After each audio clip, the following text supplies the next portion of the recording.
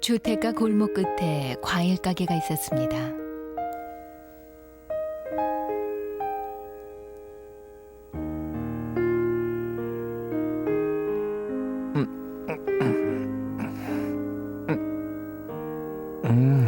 맛있는데?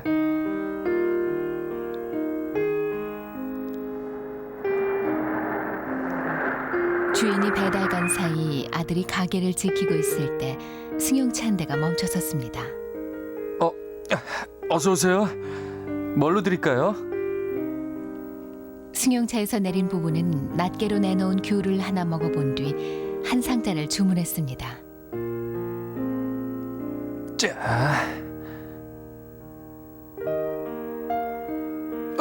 자. 아들은 냉큼 귤 상자를 들어다 트렁크에 실었습니다. 안녕히 가세요. 차가 막 출발하려 할 때 누군가 다급하게 앞을 가로막았습니다.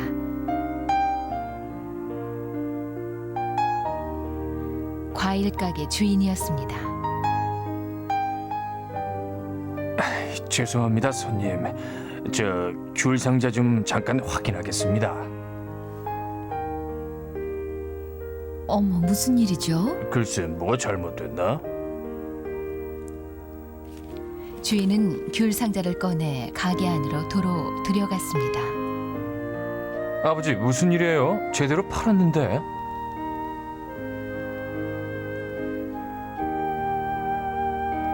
시간이 지체되는 게 싫어 불쾌하기도 하고 계산이 잘못됐나 싶어 궁금하기도 한 부부도 따라 들어갔습니다.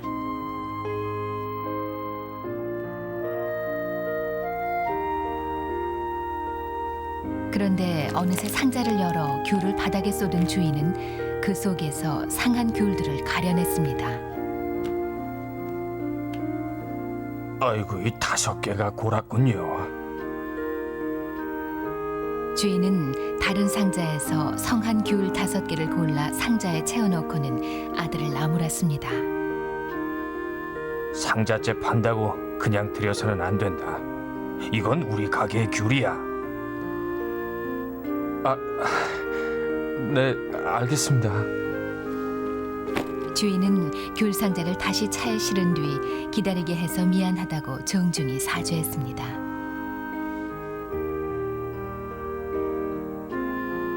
고맙습니다.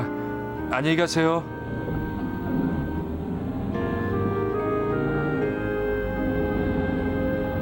아들은 그 뒤로 귤을 상자째 팔게 될 때면 아버지가 했던 대로 일일이 살피는 것을 잊지 않았습니다.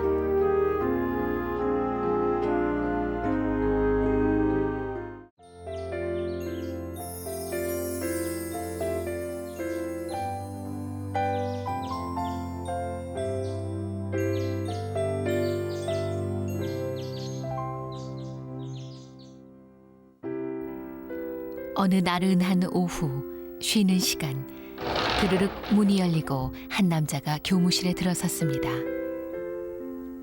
저 3학년 2반 담임 선생님을 뵙고 싶은데요. 자녀의 성적이라도 확인하러 온 학부모겠거니 짐작한 선생님은 신분을 밝히고 그를 맞이했습니다. 그런데 침울한 표정의 그는 죄송한 부탁을 드리러 왔다며 참 어렵게 말을 꺼냈습니다. 선생님 반 학생 기아기가 제 동생입니다. 예. 그런데 저희 어머니가 피가 모자라 수술을 받지 못하고 있습니다. 24시간 안에 피를 구해야 하는데. 선생님은 어떻게든 피를 구해보겠다고 약속했지만 사실 자신이 없었습니다. 어쩐다. 피 24시간. 선생님은 고심 끝에 방송실로 뛰어갔습니다.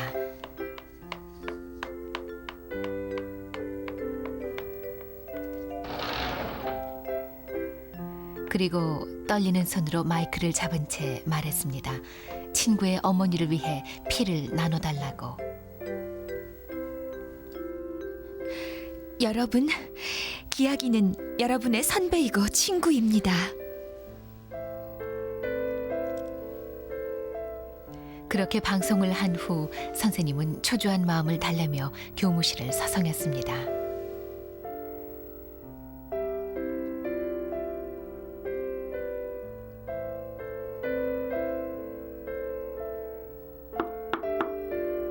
(10분이) 지나고 (20분이) 지났을 때 한 여학생이 수줍은 얼굴로 문을 열었습니다. 선생님은 고마운 마음에 그 여학생의 손을 덥석 잡았습니다. 선생님, 제가 도움이 될 수 있을까요?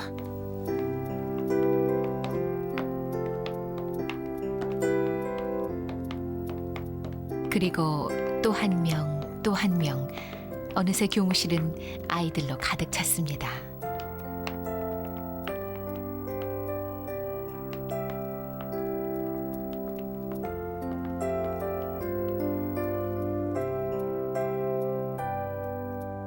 선생님은 그들 중 건장한 학생 20명을 데리고 병원으로 갔습니다. 검사 결과 수혈이 가능한 학생은 9명. 모두가 기꺼이 팔을 걷었고 기아기 어머니는 무사히 수술을 마칠 수 있었습니다. 그날 아이들이 나눈 것은 피보다 진한 우정이며 사랑이었습니다.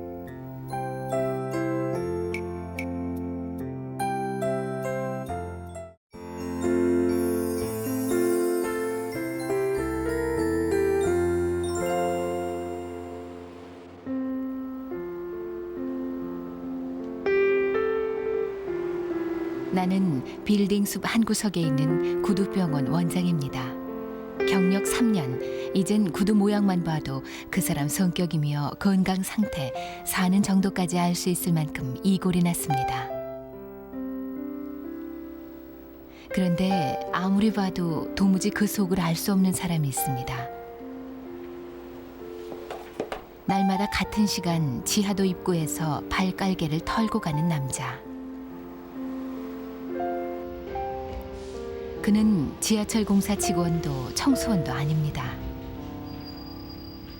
그런데 보물찾기라도 하듯 구석구석 놓여있는 발갈개를 죄 찾아내 말끔히 털어놓고 때론 물빨래도 마다하지 않습니다. 누군가는 그가 공무원이라고 합니다. 여학교 선생님이라고도 합니다. 누가 시키지도 돈이 벌리지도 않는 일에 그는 왜 그토록 매달리는 걸까?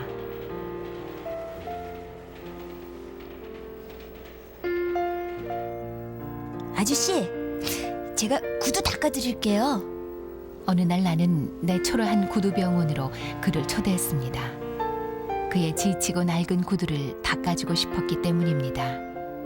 아니, 그가 지하철 발갈개를 닦게 된 사연을 알고 싶었다는 게 정직한 표현일 겁니다. 근데 아저씨, 저 궁금한 게 있는데 물어봐도 돼요? 대체 왜 발갈개를 털고 다니느냐 내 질문에 그는 한참을 뜸들이다 사연을 털어놨습니다. 군 복무 중에 있었던 일이라고 했습니다. 그는 휴가를 나올 때마다 지하철 발갈개를 잘라냈습니다. 그 까칠까칠한 면으로 군화를 닦으면 광이 잘 났기 때문입니다.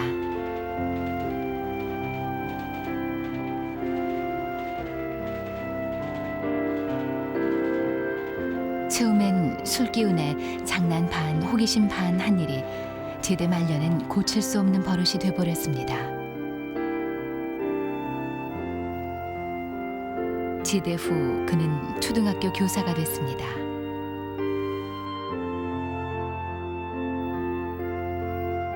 그런데 교단에 서서 참되라 정직하라 가르칠 때마다 젊은 날 그 일이 부끄러워 아이들 앞에 고개를 들 수가 없었다는 것입니다.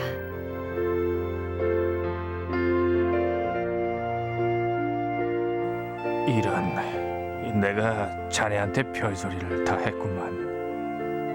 발깔개를 터는 것은 양심에 낀 때를 터는 참여라며 그는 잘 마른 발깔개를 들고 지하도로 내려갔습니다. 세상엔 더 큰 죄를 짓고도 티끌만한 죄책감 없이 사는 이들이 수없이 많은데 말입니다.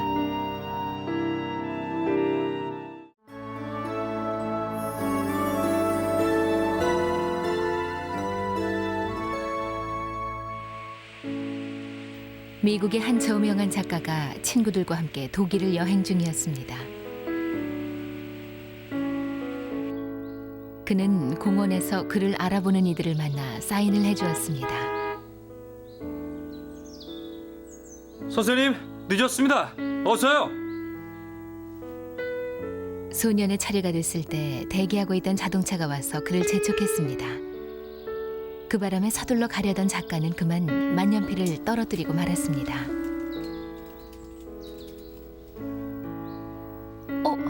만년필이 떨어졌네.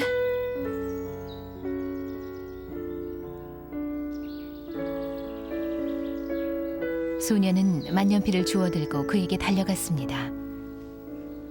선생님, 만년필이요. 그는 소년을 발견했지만 그냥 가지라는 뜻으로 손을 흔들어 보인 뒤 그곳을 떠났습니다.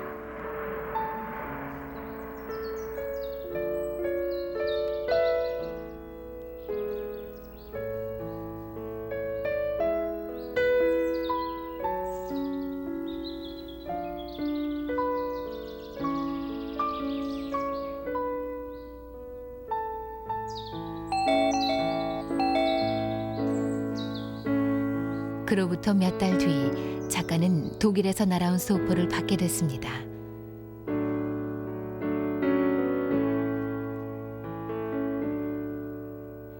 다 찌그러진 만년필과 편지가 들어있는 상자였습니다.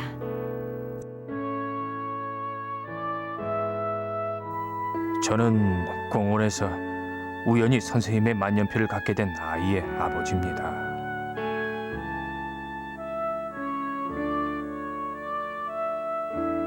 아들은 만년필을 들고 온 날부터 선생님의 주소를 알려고 애썼지요. 그것은 겨우 13살밖에 안 된 아이에게 쉬운 일이 아니었지만 소년은 물건을 주인에게 돌려줘야 한다며 포기하지 않았습니다. 그러던 어느 날 소년은 작가의 글이 실린 신문을 보고 신문사를 찾아가 주소를 알아냈습니다. 그때 기뻐하던 아들의 모습이 눈에 선합니다.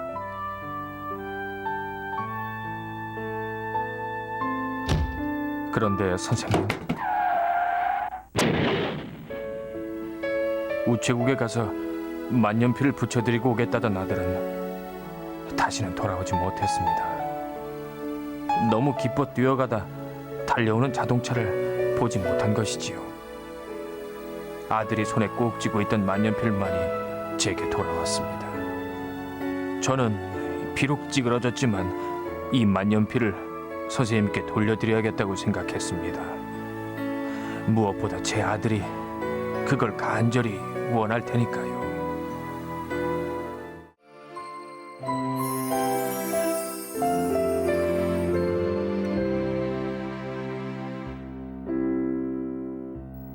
대학 입시 준비에 허덕이던 고3 초여름 어느 날이었습니다.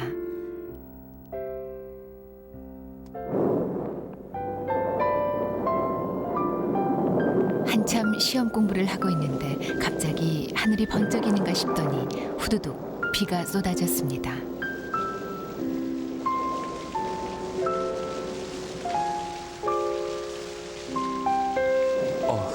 웬 비? 우산도 없는데요. 십리길을 자전거로 통학을 하는 나한테 소나기는 정말이지 달갑지 않은 불청객이었습니다. 이럴 땐 집이 가깝거나 엄마 아빠가 자가용을 몰고 와 기다려주는 친구들이 얼마나 부러운지. 나는 아이들이 그렇게 다 간 뒤 혼자 남아 비가 그치기를 기다렸습니다. 하지만 빗발은 점점 거칠어질 뿐 쉬이 그칠 것 같지 않았습니다. 나는 하는 수 없이 자전거를 끌고 장대비 속으로 들어갔습니다.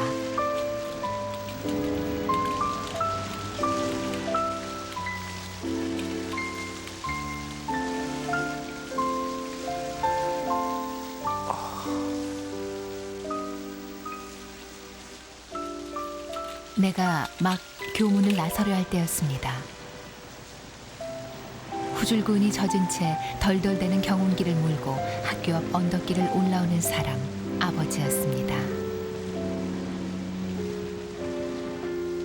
순간 자가용을 타고 갈 친구들의 비웃음 가득한 얼굴이 떠올랐습니다.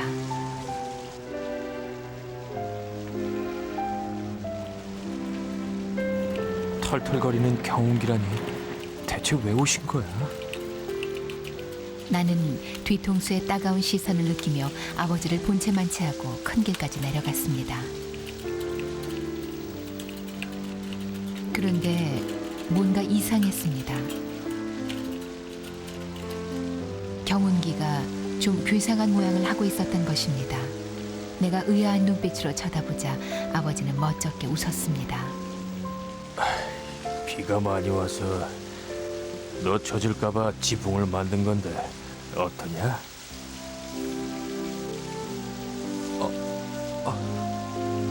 아버지.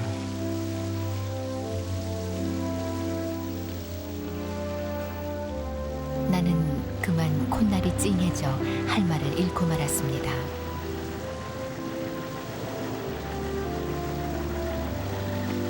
아버지의 자가용 경운기를, 아니 초라한 아버지를 부끄러워했던 자신이 부끄러워 집에 가는 내내 고개를 들 수가 없었습니다.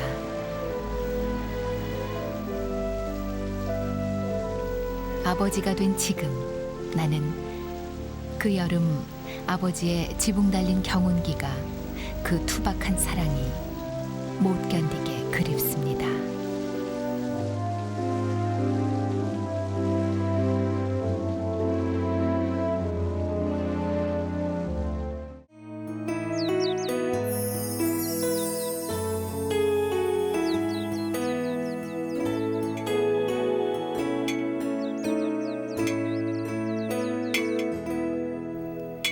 비탈진 산 아래 오래된 돌 공장이 있었습니다.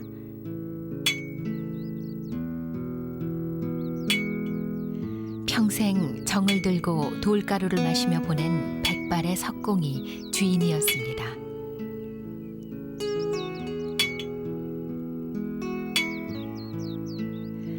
아버지가 어느 날 그 늙은 석공에게 할머니의 비석을 주문했습니다. 어르신, 부탁드리겠습니다.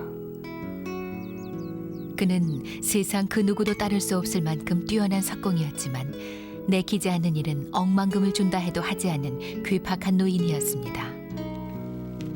그런 그가 할머니의 비석을 선뜻 맡은 것입니다.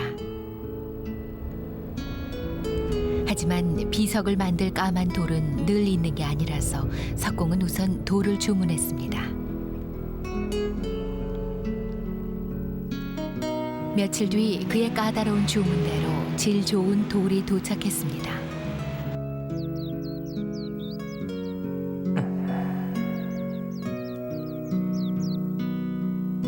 그런데 주문한 지 몇 달이 지나도록 비석은 완성되지 않았습니다.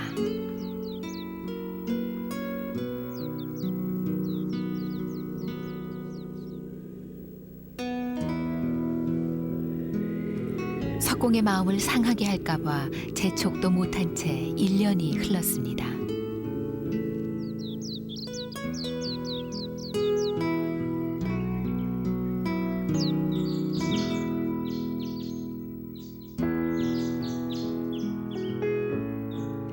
그러던 어느 날 한 남자가 아버지를 찾아왔습니다.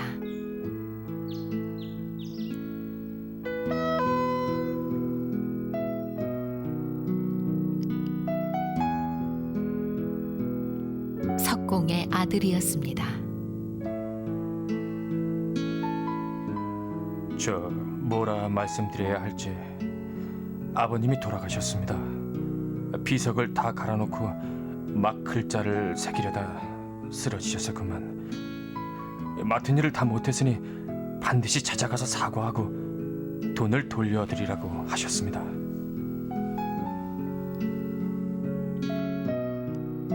석공의 아들은 흰 봉투에 깨끗이 싼 돈을 아버지 앞에 내놓았습니다. 아버지는 그 돈을 다시 돌려주며 당부했습니다. 몇 년이 걸려도 좋으니 자네 손으로 마무리를 해주게.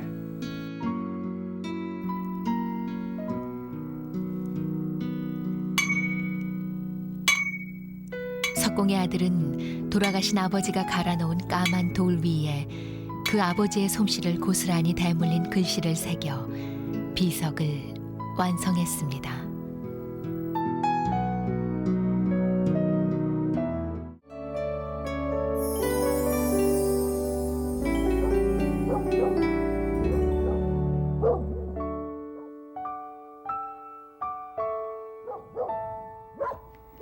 소녀는 할머니와 단둘이 살았습니다. 중풍으로 쓰러져 수족이 온전치 못한 할머니와 철부지 손녀딸 두 사람이 맞는 아침은 늘 부산했습니다. 아가, 일어나야지. 학교 늦을라.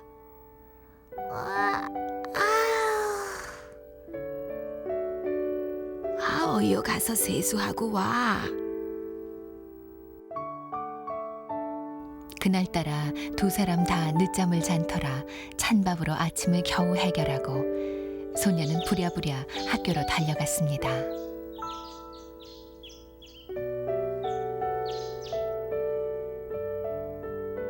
그런데 아이고 내 정신 좀 봐. 할머니가 깜빡 잊고 도시락을 챙기지 못했던 것입니다. 할머니는 말도 잘 듣지 않는 손으로 점심을 지었습니다.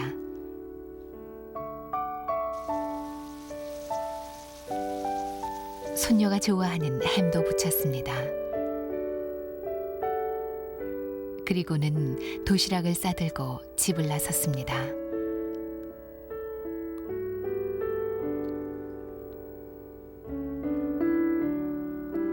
꼬부랑 노인의 더딘 걸음으로 학교까지는 30분이나 걸리는 거리.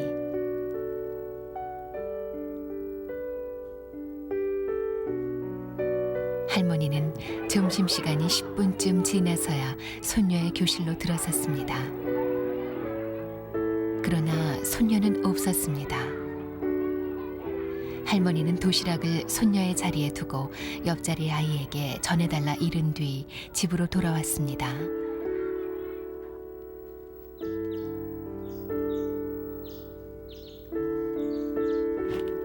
힘없이 돌아온 할머니는 방문을 열다가 깜짝 놀랐습니다. 우렁각시라도 왔다 갔나?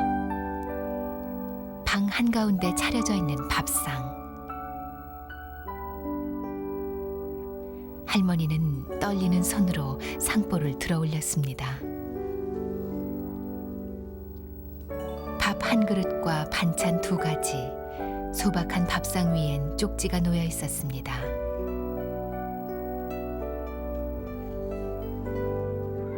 할머니, 오늘 친한 친구가 가사 실습을 했어요.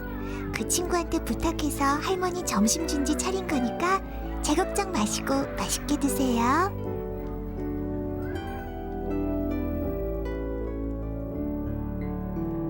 손녀는 편찮으신 할머니가 점심까지 거르게 될까봐 마음이 아팠던 것입니다.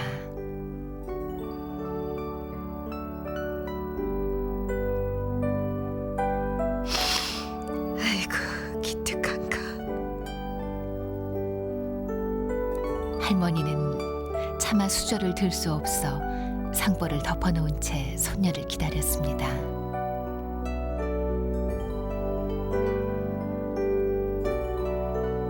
시간이 흐르자 밥은 식었지만 밥상에 가득 차려진 손녀와 할머니의 사랑은 언제까지나 식지 않았습니다.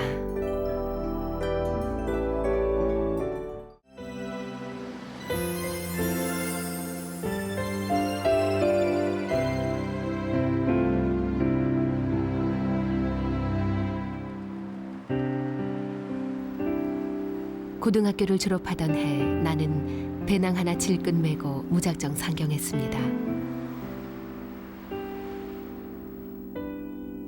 저 일자리를 구하는데요. 일이 없는데. 추운 티를 벗지 못해 꾀주지한 몰골로 일자리를 찾아 헤맸지만 가는 곳마다 어리다, 기술이 없다 이런저런 이유로 문전박대를 당했습니다. 그렇게 12번도 넘게 실패한 뒤 배고프고 목마르고 손 하나 까딱할 수 없을 만큼 탈진해 주저앉아 있을 때 작은 인쇄소의 구인 광고가 눈에 띄었습니다. 될까? 안 될 거야. 그래도 가보자. 저 사람을 구한다고. 그 기운에 뭔 일을 할라고? 내 몰골을 보고는 이리고 뭐고 기운부터 차리라며 국밥 그릇을 밀어준 인쇄소 주인 아저씨. 그는 눈 감으면 코베 간다는 서울에서 내가 처음 만난 천사였습니다. 나는 인쇄소 찬 바닥에 스티로폼을 깔고 먹고 자며 일을 배웠습니다. 실수도 하고 고달플 때도 많았지만 이를 악물고 견뎠습니다. 그렇게 한 달이 지난 뒤 첫 월급을 타게 됐습니다. 비록 얼마 되지는 않았지만 난생 처음 내 손으로 번 돈. 나는 수중에 라면 한 상자 값만 남기고 그 돈을 몽땅 저금했습니다.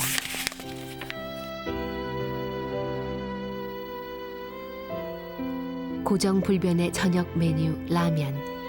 배가 고프면 저금 통장을 꺼내봤습니다. 그렇게 며칠이 흘렀습니다. 상자에 남은 라면은 2개뿐.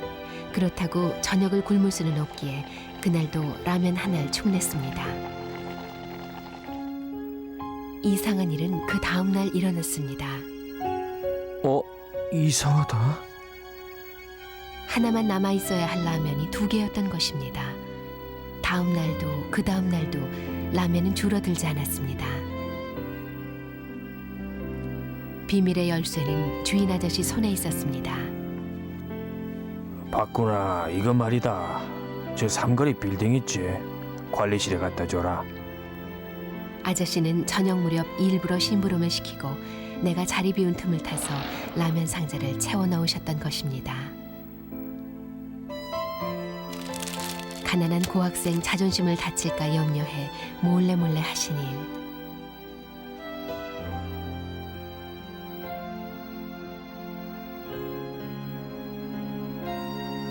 그 깊은 사랑과 마술 상자 속 라면이 있어 내 젊은 날은 초라하지도 가난하지도 않았습니다.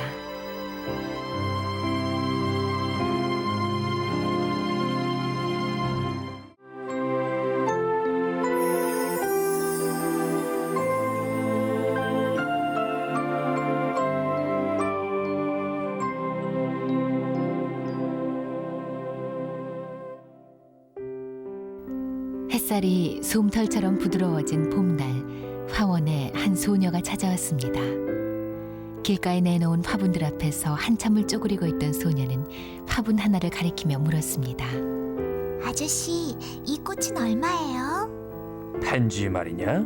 아니요, 그 뒤에 있는 작은 거요. 소녀가 가리킨 것은 작고 밉고 굽은 줄기에 꽃도 피우지 못한 봉숭아 화분이었습니다.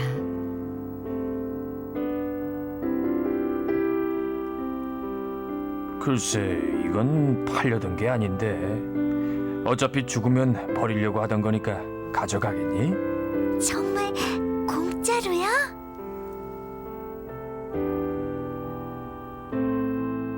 소녀는 몇 번이나 고맙다고 인사를 한 뒤 그 못난이 화분을 받아들고 좋아라 돌아갔습니다.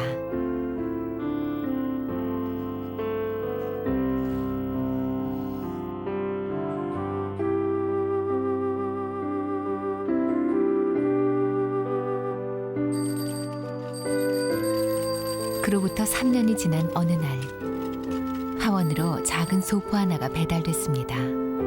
소포가 왔네요. 여기 놓고 갑니다.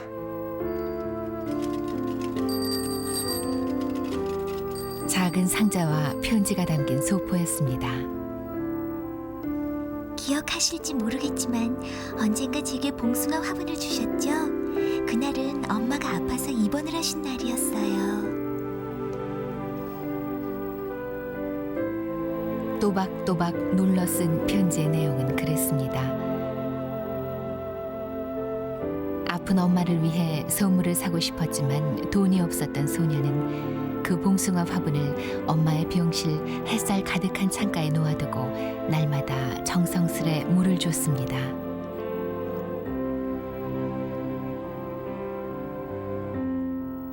볼품없던 화분에서 마침내 꽃이 피었고 꽃을 바라보는 엄마의 볼에도 차츰 봉숭아 꽃물 같은 생기가 돌았습니다.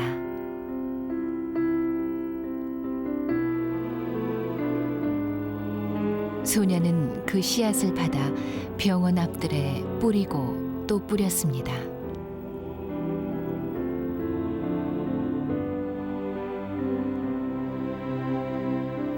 꽃이 만발하던 여름 어느 날 엄마가 마침내 긴 병을 털고 일어나 퇴원을 하게 됐다는 것입니다.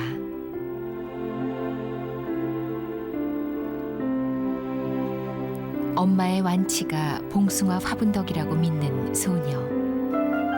소녀가 보낸 상자 안에는 까맣고 통통한 봉숭아 씨앗이 가득 담겨 있었습니다. 온 세상을 물들이고도 남을 만큼 말입니다.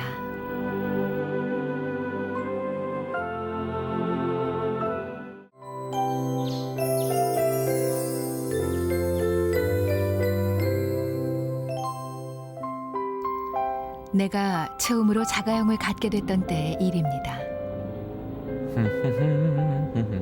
좋았어. 적금 타고 대출받아 어렵게 산 새 차.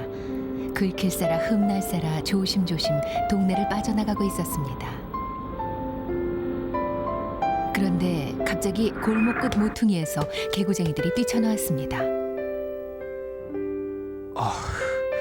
10년 감수했네.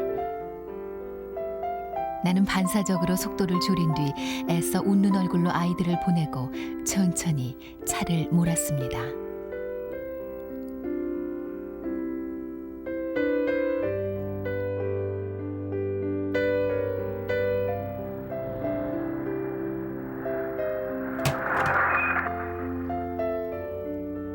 바로 그때 쿵 하는 소리와 함께 뭔가가 차에 부딪혔습니다. 뭐야 이거? 나는 급히 차에서 내렸습니다. 벽돌 한 장과 찌그러진 문짝. 어이없고 화가 나서 벽돌이 날아온 쪽을 바라봤습니다. 그곳엔 한 소년이 겁에 질려 서 있었습니다. 나는 다짜고짜 그 소년의 멱살을 잡고 소리를 질렀습니다. 대체 무슨 짓이야? 왜 돌을 던져? 아저씨, 죄송해요. 하지만 제가 벽돌을 던지지 않았다면 아무도 차를 세워주지 않았을 거예요. 소년은 눈물을 흘리며 길 한쪽을 가리켰습니다. 우리 형인데 휠체어에서 떨어졌어요. 소년의 형은 만일 내가 차를 세우지 않았더라면 큰 사고가 날 뻔한 곳에 쓰러져 있었습니다. 저런, 큰일 날 뻔했구나. 나는 놀란 가슴을 진정시키며 그 아이를 일으켜 휠체어에 앉혔습니다. 고맙습니다. 형, 괜찮아? 그렇게 날 부끄럽게 만든 형제는 몇 번이나 고맙다는 인사를 한 뒤 사라졌습니다.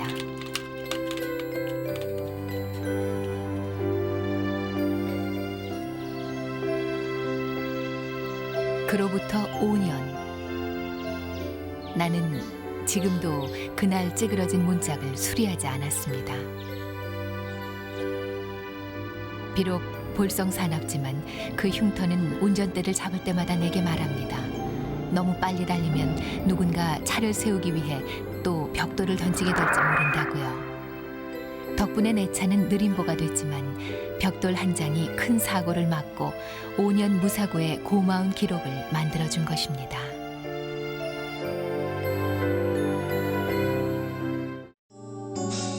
KBS KBS KBS